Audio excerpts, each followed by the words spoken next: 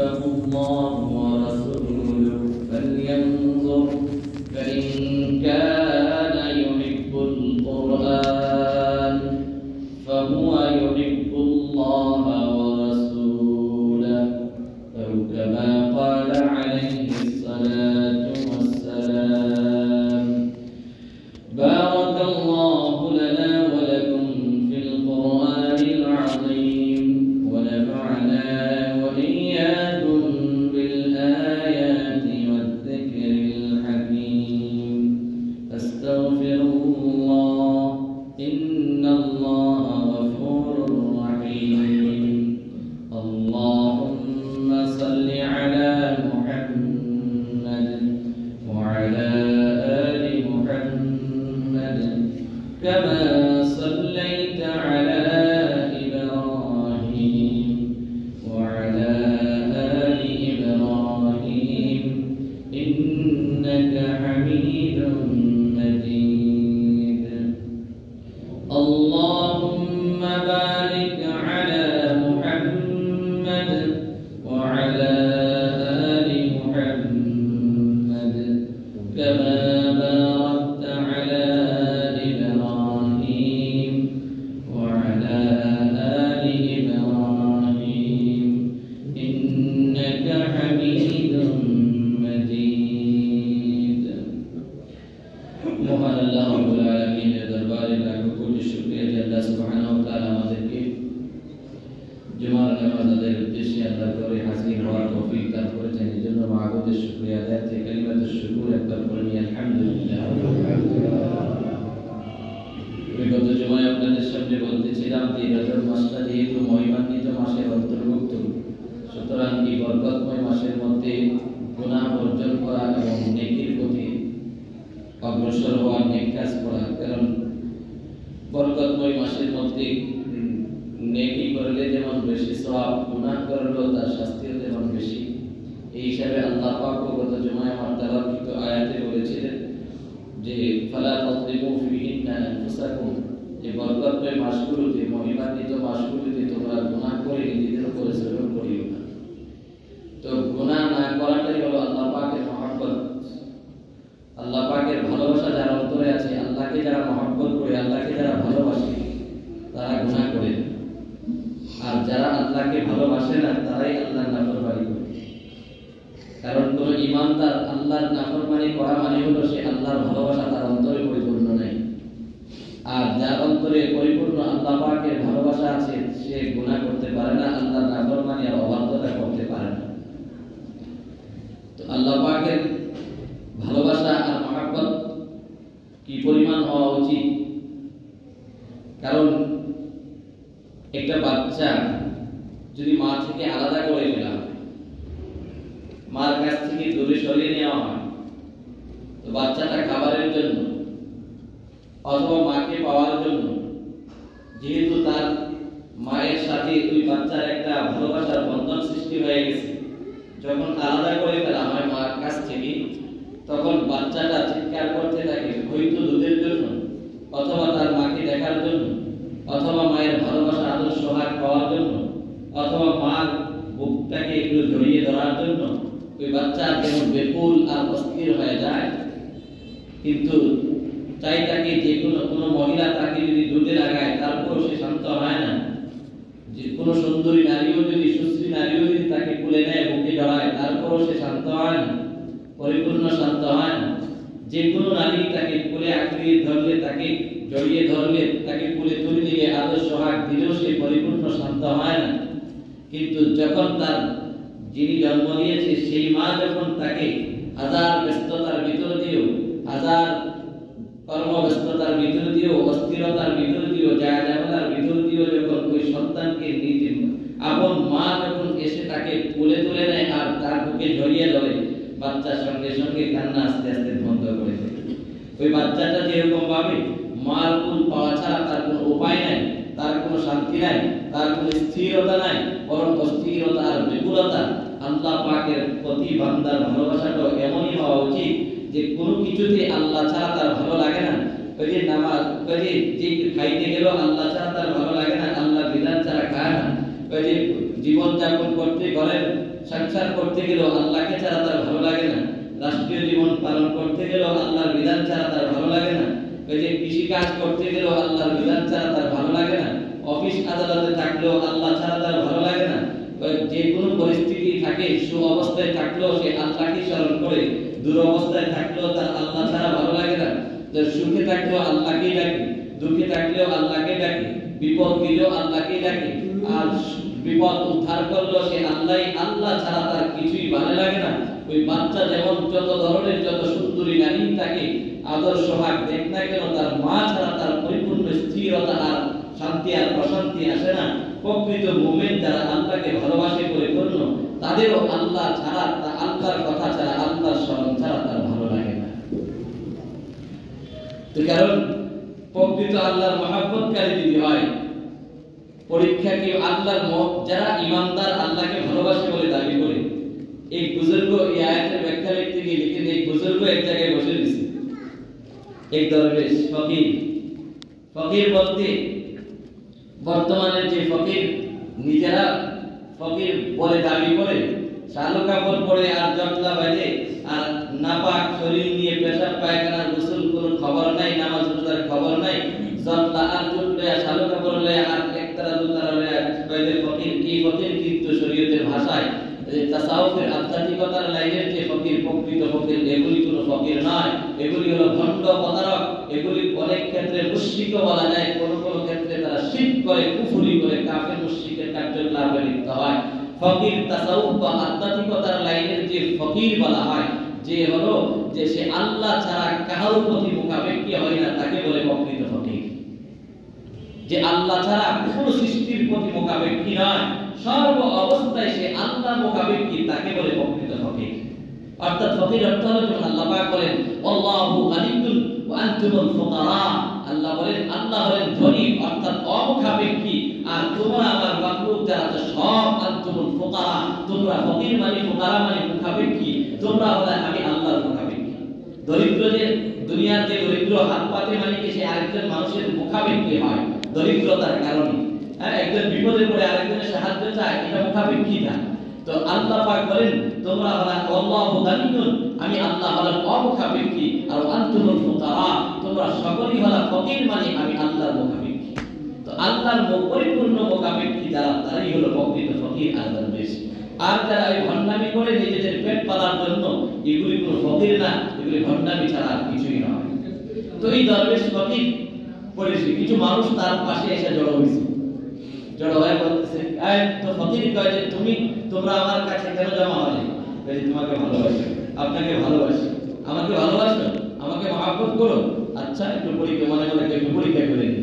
পরীক্ষা কি? কিছু ইটের কণা, ওই যে পাথর কণা তার পাশে পড়ে আছে, রাস্তার বসে আছে, আর এই দরবেশ প্রকৃত ফকিরের পাশে কিছু মানুষ জড়ো হয়েছে। হওয়ার পরে তোমরা আমার কাছে একত্রিত হলা কেন? তো আপনাকে ভালোবাসি বিদায়, আমাকে ভালোবাসো। তো কয়েকটা পাথর নিয়ে যখন এদের উপরে ছুটতে শুরু করলো, ঢিল মারতে লাগলো, এখন সব তার ছেড়ে পালাতে লাগলো। এখন ফকির কয়, ফকির কি বলে, ওই যে যদি লাউ কুনতুম আহিবানি, যদি তোমরা আমি ফকিরের প্রকৃত ভালোবাসা তোমাদের অন্তরে থাকতো, মা ফারাতুম, তোমরা আমার এই দুরবস্থার সময় আমার প্রস্তারাঘাতের কারণে, আমার পাথর নিক্ষেপের কারণে তোমরা কশিন কালো আমাকে ছেড়ে চলে যেতে না। এই প্রমাণ করে যে তোমরা আমাকে আসলে ভালোবাসো না। সুতরাং আল্লাহ পাককে যারা ভালোবাসে, ঈমানদার যে হবে, যে আল্লাহকে ভালোবাসবে, কারণ ঈমানদার আল্লাহ বলেন ওয়াল্লাযীনা আমানু আশাদ্দু হুব্বান লিল্লাহ, যারা ঈমানদার তারা আল্লাহকে বেশি ভালোবাসে।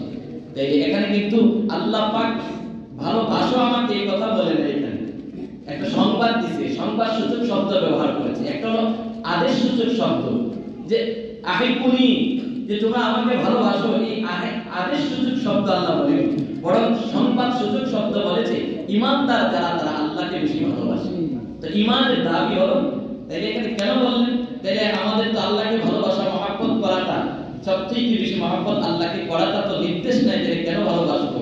এই যে না, কারণ একটা মানুষ যদি তার গুণ কীর্তনের কথা, একটা নারী যদি, একটা যুবতী যদি তার সব সৌন্দর্যের কথা প্রকাশ করে যুবকের সামনে, যে আমার এই গুণ আছে, আমার এই গুণ আছে, আমার এই সৌন্দর্যতা আছে, তার সব সৌন্দর্যের কথা, গুণাবলীর কথা যদি যুবকদের সামনে তুলে ধরে, এখন আর যুবকদেরকে নির্দেশ দেওয়ার অপেক্ষা রাখে না যে আমাকে তোমরা ভালোবাসো, কিন্তু গুণ কীর্তন বর্ণনার দ্বারা, তার সৌন্দর্যের বর্ণনা দ্বারা, তার সৌন্দর্যের বিবরণের দ্বারা যুবকের অন্তরে তার ভালোবাসা অটোমেটিক সৃষ্টি হয়ে যায়। ঠিক তেমনি ভাবে এখানে আল্লাহ পাক যদিও আদেশ করে নাই যে আমাকে তোমরা ভালোবাসো, কিন্তু বলেছে সংবাদ সূচক শব্দ ব্যবহার করে আল্লাহ বুঝাইতে চায় বান্দা আমি আমার রহমত দয়ার ভান্ডার যখন দেখবা, আমার করুণার আধার যখন দেখবা, আমার মেহেরবানি যখন তুমি দেখবা, আমার তোমাদের প্রতি আমার সৃষ্টির প্রতি প্রত্যেকটা ক্ষেত্রেই যখন আমাকে তোমরা সাহায্যকারী পাইবা, তোমাদের পাশে পাইবা, আল্লাহ তার গুণ কীর্তন গোটা কোরআনে পাকের মধ্যে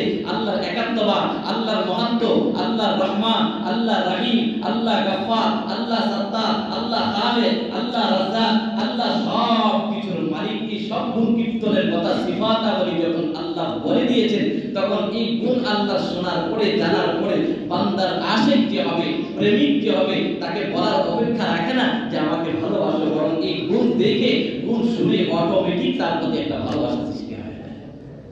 এজন্য আল্লাহ বলেন ওয়াল্লাযীনা আমানু আশাদ্দু হুব্বান লিল্লাহ, ঈমানদার যারা তারা আল্লাহকে খুব বেশি ভালোবাসে। তো ওই ফকির বলে যদি তোমরা আমাকে প্রকৃত ভালোবাসতে, আমার দু চারটা বস্তার আঘাতের কারণে, আমার দুই একটা পাথর নিক্ষেপ করার কারণে তোমরা আমার এই দুরবস্থার সময় চলে যেতে না, অথবা তোমাদেরকে একটা ছোট্ট আঘাত তোমরা আঘাতপ্রাপ্ত হওয়ার কারণে, এই ছোট্ট একটা বিপদে পড়ার কারণে আমি মাসুক যাকে তোমরা প্রেমাস্পদ বলতেছ, তোমরা প্রেমিক বলে দাবি করতেছ, আমি প্রেমাস্পদের পক্ষ থেকে ছোট্ট একটা আঘাত পেয়ে তোমরা কখনো আমাকে ছেড়ে দিতে না।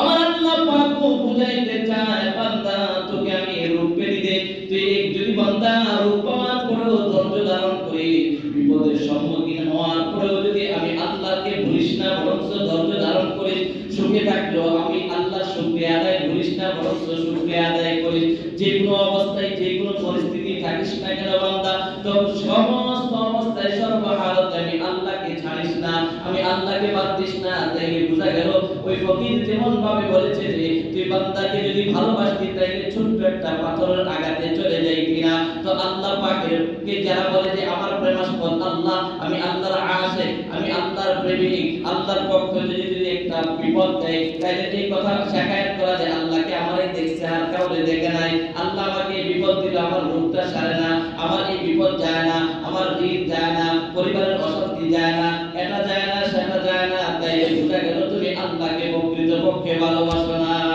ভালোবাসবে যারে সে তো পাথর কেন আরো যদি আঘাত করে সেটা তার কাছে ভালোই লাগবে। আরে দুনিয়ার মানুষ যে স্বামী স্ত্রীকে মহব্বত করে, যুবক যুবতীরা খারাপ প্রেম ভালোবাসার মাধ্যমে একজন আরেকজনের জন্য জান পর্যন্ত দিয়ে দেয়, তাকে যত কঠোর কথাই বলুক না কেন, যত লিখনির মাধ্যমে আঘাত দেখ না কেন, কথার মাধ্যমে আঘাত দেখ না কেন, অর্থের মাধ্যমে আঘাত দেখ না কেন, আচার আচরণের মাধ্যমে আঘাত দেখ না কেন, কিন্তু সে যেহেতু একটা দুনিয়ার একটা নারীর প্রতি আসক্ত হয়, তখন তার পক্ষ থেকে যত ধরনের কষ্টই আসে সে তাকে ভুলে না, বরং তার সবকিছু এটাকেও যেন তার কাছে ভালোই লাগে, তার কথার আঘাতটাও তার কাছে ভালোই লাগে, তার আর্থিক তাকে কষ্ট দেওয়া সেটাও তার কাছে ভালো লাগে, আচরণের কষ্ট এটাও তার কাছে ভালো লাগে। তাই সুতরাং যে যাকে ভালোবাসে তার পক্ষ থেকে, আল্লাহর পক্ষ থেকে যদি কোনো বিপদ আসে, মুসিবত আসে, বালা আসে, তাইলে বান্দা যদি ধৈর্য ধারণ করে তো বোঝা যাবে যে সে প্রকৃতপক্ষে তাকে কিভাবে ভালোবাসে।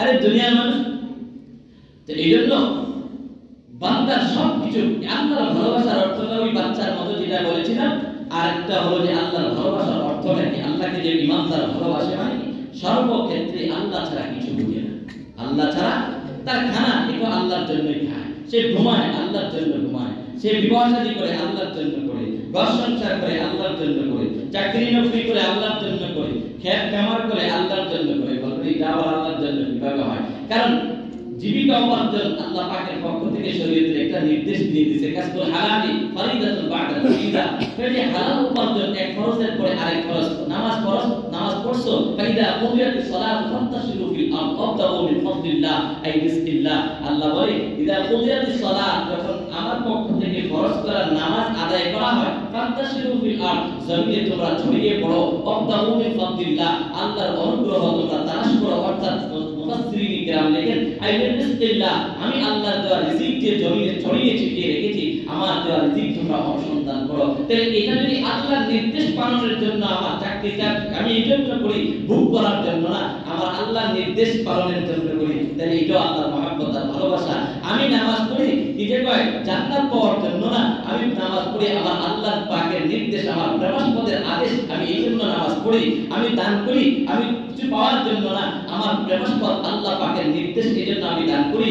আমি সর্বস যেটাই করি, আমি খানা খাই আমার তৃপ্তি কি ভোগ করার জন্য না, বরং আল্লাহ পাক বলেছেন কুলু ওয়াশরাবু, যে তোমরা খাও আহার করো, করে আমি আল্লাহর গোলামি করো, এই আল্লাহর হুকুম পালনের জন্য আমি খাই। আমি স্ত্রী ব্যবহার করি আমার আল্লাহ পাকের নির্দেশ পালনার্থে করি, আমার নিজেকে উপভোগ করার জন্য আমি স্ত্রী ব্যবহার করি না। তো প্রত্যেকটা কাজে যখন আমি ঘুমাই, আল্লাহ নির্দেশ দিয়েছে যে এই রাত্রিকে আমি বানাইছি বান্দার আরামের জন্য, আর দিনকে বানাইছি তার মায়াসে জিন্দেগি জীবিকা উপার্জনের জন্য। এই জন্য রাতে আমি ঘুমাই, দিনে আমি জীবিকা তালাশ করি। স্ত্রীর বিবাহের নির্দেশ আল্লাহ দিয়েছে, এই জন্য আল্লাহর নির্দেশ পালনের জন্য আমি বিবাহ করি। তাই প্রত্যেকটা কাজ আল্লাহর জন্য করাটাই হবে আল্লাহ পাকের মহব্বত আর ভালোবাসা।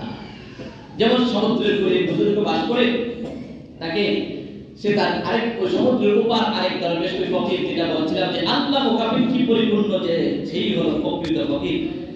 তো এই প্রান্তের এই পারে ফকির কি করলো, স্ত্রীর কাছে কিছু খাবার দিয়ে বলল, ওই পারে একজন ফকির দরবেশ আল্লাহওয়ালা আছে, সে হলো প্রকৃত ফকির, আল্লাহ ছাড়া কারোর মোকাবিল কিনা, আল্লাহর পক্ষ থেকে কিছু পাইলে খায় না, আলে খায় না, তাকে যাও এই খাবারগুলো দিয়ে আসো। তো নদী পার হবো কিভাবে?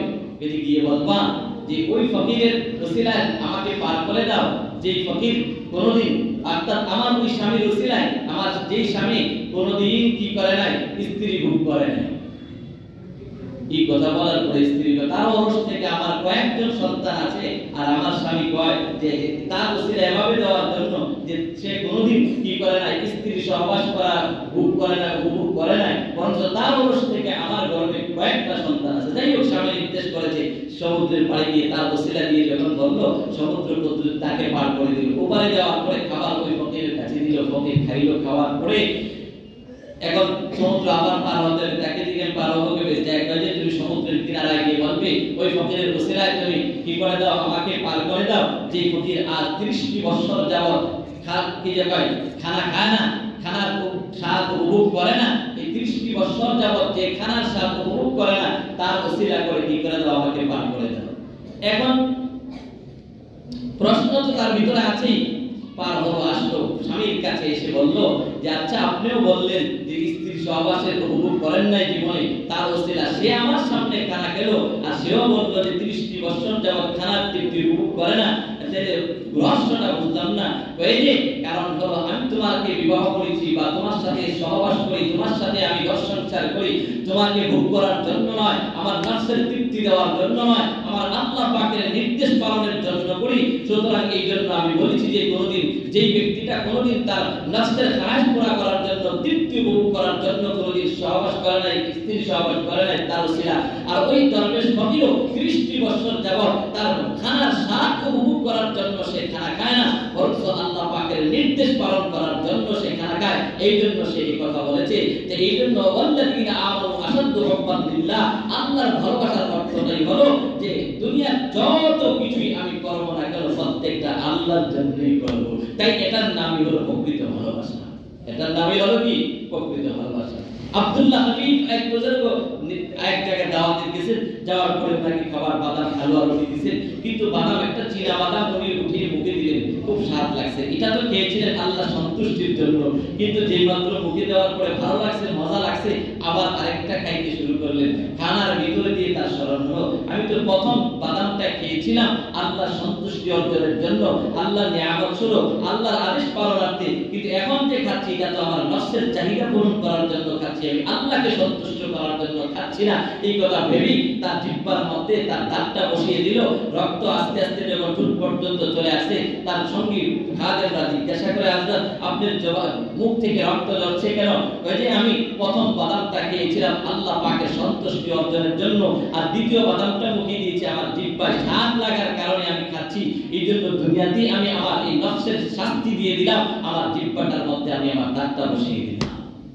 এটাকে বলা হয় ওয়াল্লাযীনা আমানু আশাদ্দু হুব্বান লিল্লাহ। এই যে আল্লাহ পাকের ভালোবাসে ঈমানদার যারা, তারা আল্লাহকে সবচেয়ে বেশি কি করে ভালোবাসে।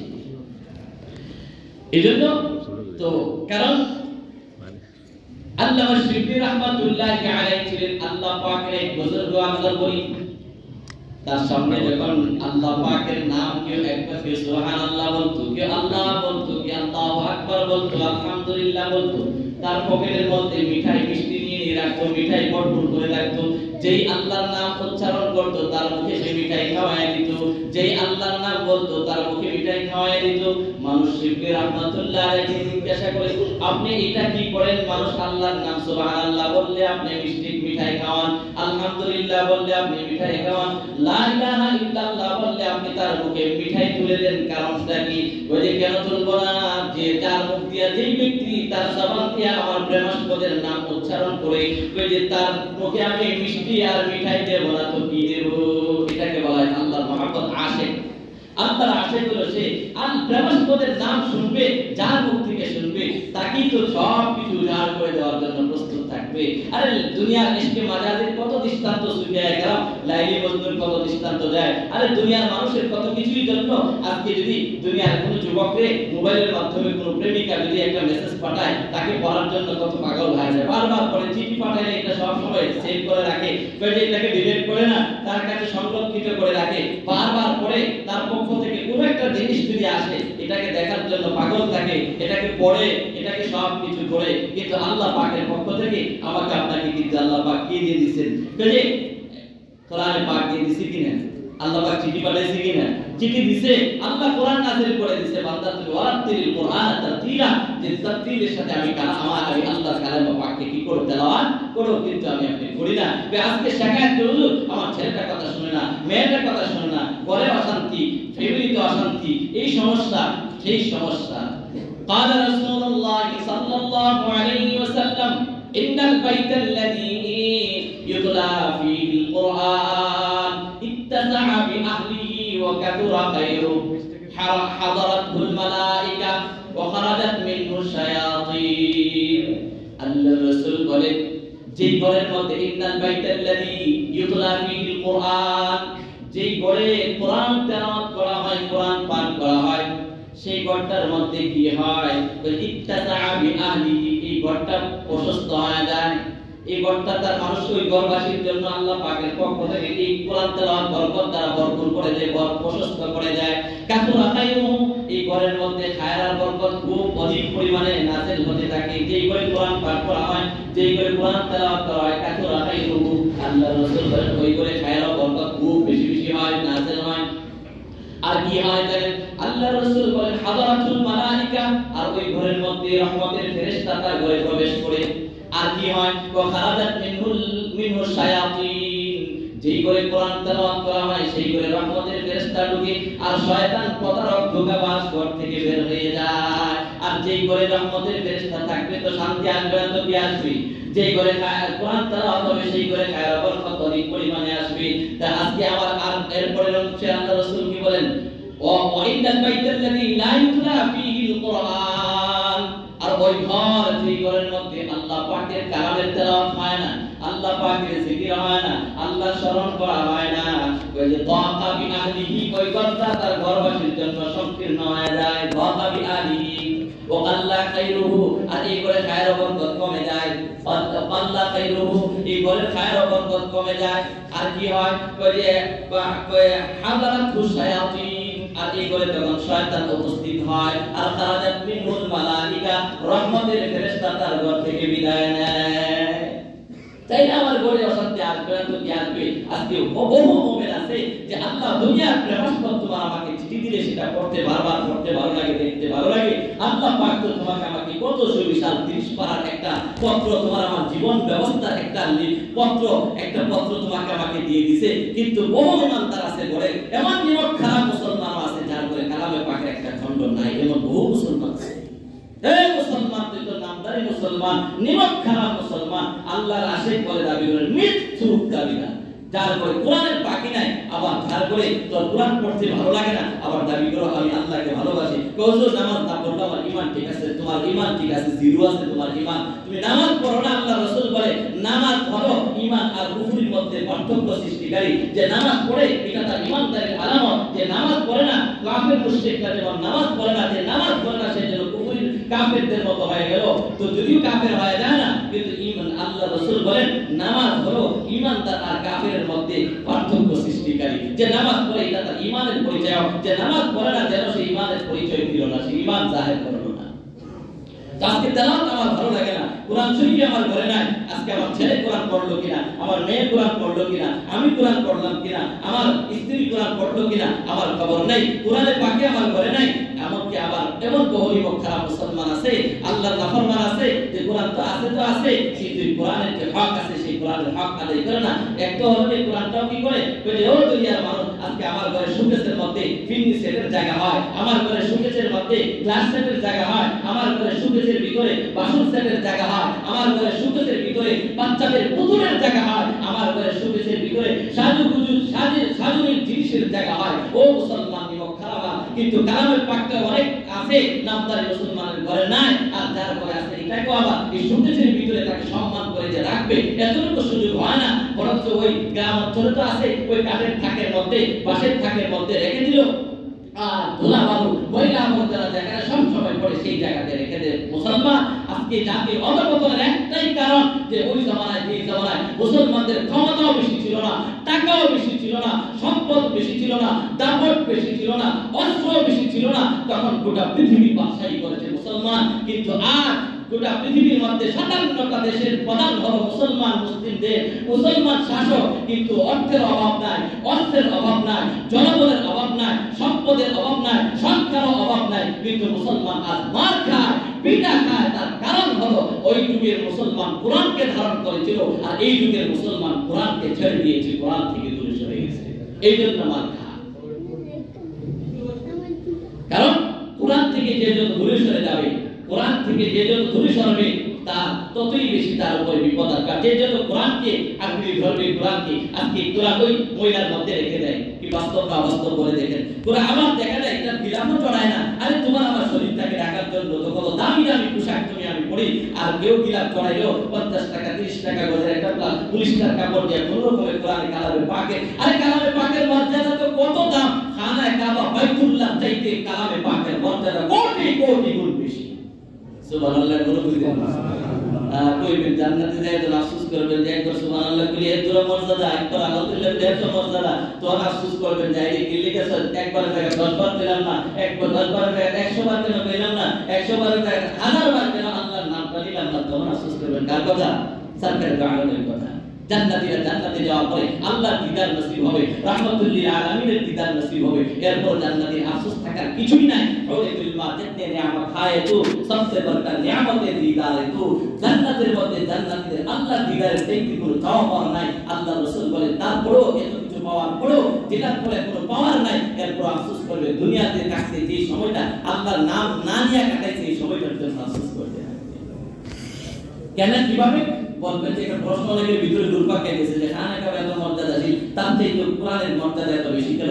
এই খানা কাবা হলো আল্লাহর সাথে, খানা কাবার সম্পর্ক হলো পরোক্ষ ভাব, আর কালামুল্লাহ সম্পর্ক হলো আল্লাহর সাথে ডাইরেক্ট। খানা কাবার সম্পর্ক আল্লাহর সাথে কি ইনডাইরেক্ট, আর কালামের সম্পর্ক কোরআনের পাকের সম্পর্ক আল্লাহর সাথে ডাইরেক্ট। সুতরাং এই জিনিসটার সম্পর্ক আল্লাহর সাথে ডাইরেক্ট, তার মর্যাদা ইনডাইরেক্টের চাইতে অনেক বেশি। কারণ এই খানায় কাবা আল্লাহ পাক পয়গম্বরদের মাধ্যমে বানিয়েছেন, আল্লাহ সৃষ্টি মানুষের মাধ্যমে বানিয়েছেন, কিন্তু কালামে পাক সরাসরি আল্লাহর কালাম, ডাইরেক্ট আল্লাহর কালাম। আরে বান্দা তুমি আল্লাহর সাথে তুমি দুনিয়ার প্রেমিকার একটা চিঠি পড়তে তোমার ভালো লাগে, কিন্তু আল্লাহ তুমি প্রেমিক হয়ে আল্লাহর কালাম পড়তে তোমার ভালো লাগে না। তোমার জন্য তো উচিত আজকে শুক্রবার সূরা কাহফ তেলাওয়াত করবে, ফজরের পরে সূরা ইয়াসিন তেলাওয়াত করবে, মাগরিবের পরে সূরা ওয়াকিয়া তেলাওয়াত করবে, ঘুমাইবার পূর্বে সূরা মুলক তেলাওয়াত করবে, প্রত্যেক নামাজের পরে সূরা ইখলাস, সূরা ফালাক, সূরা নাস পড়বে, মাগরিবের পরে 3 বার সূরা ফালাক, সূরা নাস, সূরা ইখলাস পড়বে, ফজরের পরে 3 বার সূরা ইখলাস, সূরা ফালাক, সূরা নাস পড়বে, ফজরের পরে আর মাগরিবের পরে সূরা আসর তেলাওয়াত করবে, এরকম ভাবে আল্লাহ পাকের দেওয়া কালামুল্লাহ তেলাওয়াত তুমি সময়ে সময়ে সময়ে সময়ে পড়বে। কারণ তোমার মধ্যে তুমি সূরা ফাতিহা পড়ো, এটাকে বেশি বেশি পড়ো। তুমি যদি আল্লাহর আসল প্রেমিক হও তাহলে আল্লাহর এই সূরা ফাতিহা পড়ো, এটাই বেশি করে পড়ো। ইখলাস পড়ো, এটাই পড়ো। তুমি সূরা ফালাক পড়ো, এটাই পড়ো। নাস পড়ো, এটাই তুমি পড়তে থাকো। এটাই তোমার আল্লাহর প্রেমিক হওয়ার পরিচয় বহন করবে। কিন্তু আর আল্লাহ কালামে পাক আবার বিলাপটা কম দামি, আবার এটা তো আমার কাপড় তো দৈনিক সপ্তাহে 3 বার ধৌত করি, কিন্তু কালামে পাকের বিলাপটা মুসলমান দেখা যায় বৎসরের পার হয়ে যায়। ওই সবাই কথা আর সবাই বলার আশা ছাড়া আর ধৌত করার সুযোগ হয় না। ও মুসলমান, এটাকে আল্লাহ পাকের মহব্বতের পরিচয়, এটা পাকে আল্লাহ পাকের পুরা কালামে পাকের হক আদায়ের পরিচয়। পশ্চিম তাও এই কালামে পাকের হক আদায় হয় না। এইজন্য আল্লাহ রাসূল তো বলেন যে বরকত আসবে কোত্থেকে? ঘরে অশান্তি আসবে না তো কি আসবে? যে ঘরে, কারণ যে যত বেশি কোরআনকে মহব্বত করবে তার দাম তত বেশি বেড়ে যাবে। এইজন্য আল্লাহ পাকের মহব্বত যারা করবে, এইজন্য শিবলি রাহমাতুল্লাহ আলাইহি যে আল্লাহর নাম নিত তার মুখের মধ্যে মিষ্টি তুলে দিত। ফেরেশতারা আল্লাহর পয়গম্বর যখন কাকে ইব্রাহিম খলিলুল্লাহকে খলিল বানাইছে, ফেরেশতারা কয় তার আপনি অন্তরঙ্গ বন্ধু বানালেন কেন? আল্লাহ কয় ফেরেশতা তুই পরীক্ষা করে দেখ তারে কেন আমি খলিলুল্লাহ উপাধি দিয়েছি, আমার নবী মুহাম্মদুর রাসূলুল্লাহকে হাবিবুল্লাহ কেন উপাধি দিয়েছি। কারণ খলিলুল্লাহ কেন দিয়েছি জানিস? যা পরীক্ষা করেন ফেরেশতা মানুষের বেশি পরীক্ষা করার জন্য গেছে। ইয়া যখন ইব্রাহিম খলিলুল্লাহ চেহারা দেখে, সুন্দর চেহারা, নুরানি চেহারা দেখে সে আকস্মিক হয়ে বলে দিল সুবহানাল্লাহ, আশ্চর্য যিনি এত সুন্দর আল্লাহর বান্দা হইতে পারে, আল্লাহর সৃষ্টি হইতে পারে। ফেরেশতা মানবরূপী ফেরেশতা আলহামদুলিল্লাহ বলতে দেরি হইছে। যেই মাত্র ইব্রাহিম খলিলুল্লাহ আল্লাহর নামটা তার মুখ থেকে শুনছে, ওই ইব্রাহিম খলিলুল্লাহ পালের যে উটের পাল ছিল, উট থেকে একটা পাল একটা উট তারে দিয়ে দিয়েছে। কই কেন দিলেন? তো উট পায় যারা মানবরূপী ফেরেশতা আবার শুকরিয়া আদায় করে বলে আলহামদুলিল্লাহ, আবার আরেকটা উট দিয়ে দিয়েছে, আবার কয় আলহামদুলিল্লাহ, আবার আরেকটা উট দিয়ে দিয়েছে, আবার কয় আলহামদুলিল্লাহ, আবার আরেকটা উট দিয়ে দিয়েছে। করতে করতে পয়গম্বর খলিলুল্লাহ তার যে উটের পালের থেকে খামার থেকে সব উটটাকে বিলীন করে দিয়েছে। এখন এই মানবরূপী ফেরেশতাটা তো পরীক্ষার জন্য আসছে। তো খলিলুল্লাহ এখন তার উট নাই, এখন যদি আমি আপনার রবের নাম লই, আল্লাহর নাম লই, তাহলে কি দিবেন? কারণ কয় যে ইব্রাহিম খলিলুল্লাহ কয় এ দুনিয়ার বান্দা, তোর কি আমি উট দেব না তো কি দিব? তুই যেহেতু আমি আল্লাহ আমার প্রেমাস্পদের নাম তুই যতবার নিবি ততবারই আমি তোকে উট কেন আমার কাছে যা আছে সব তোর জন্য আমি বিলিয়ে দেব।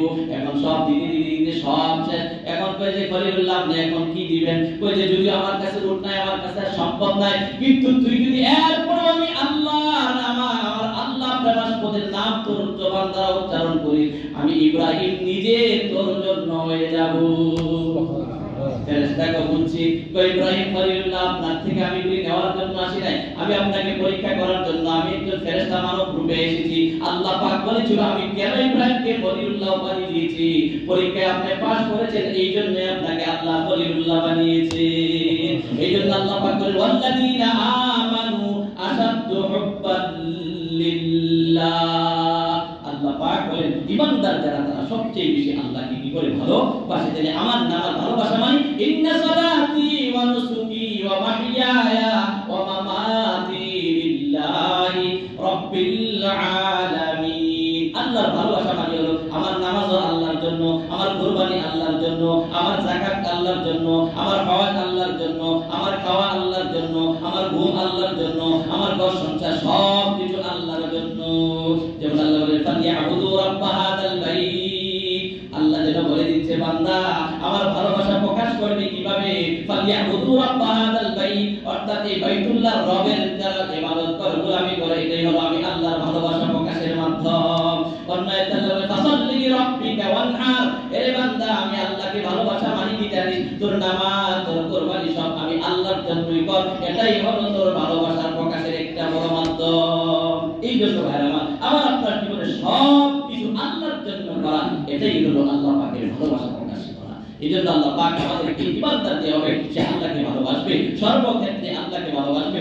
আল্লাহর বিধানের সামনে সব, আজকে দুনিয়ার নেতাকে ভালোবাসি, নেত্রীকে ভালোবাসি, পার্টিকে ভালোবাসি, দুনিয়া এই ভালোবাসি, সব কিছু ভালোবাসি, এই ভালোবাসা সব কিছু একবারে বেকার। কিন্তু একমাত্র ভালোবাসা কার পয়দা করেছে? আল্লাহ আল্লাহ রাসূলের ভালোবাসা অন্তরে পয়দা করেছে। ঈমানদার যদি হয়, নেতা আমাকে পার করবে না, নেত্রী আমাকে পার করবে না, বিপদে পড়ে দেখেন পাশে পাইলে দূরের কথা। আর আল্লাহ কোরআনে বলছে অনেক কথা, কাফের মুশরিকরা যাদের পূজা করতো এরা তো আসলে ময়দানে দুটো দলকে উভয় করবো, আল্লাহ কাফেররা তো এরার কারণে আল্লাহ আমরা এই এই করছি এরা কইলে আমরা কি তোরা চাপ দিছিলাম জুলফিরা কইছিলাম যে রেকর্ড দিব তোরা কইলি আমরা কইছি দিকে মানো লাগবো এরকম দুনিয়ার নেতা নেত্রী যাদের কথা শুনি না আল্লাহর বিরুদ্ধে দাঁড়াইলা রাসূলের বিরুদ্ধে দাঁড়াইলা কোরআনের বিরুদ্ধে দাঁড়াইলা আলেম ওলামার বিরুদ্ধে দাঁড়াইলা সাবধান হাসরের ময়দানে ওই নেতা নেত্রী কিন্তু তোমাকে তোমার থেকে মুক্ততা প্রকাশ করে বলবে আমি তাকে বাধ্য করি নাই কোরআনের বিরুদ্ধে যাওয়ার জন্য আমি তাকে মাদ্রাসার বিরুদ্ধে যাওয়ার জন্য বাধ্য করি নাই আমি তাকে আলেমের বিরুদ্ধে যাওয়ার জন্য বাধ্য করি নাই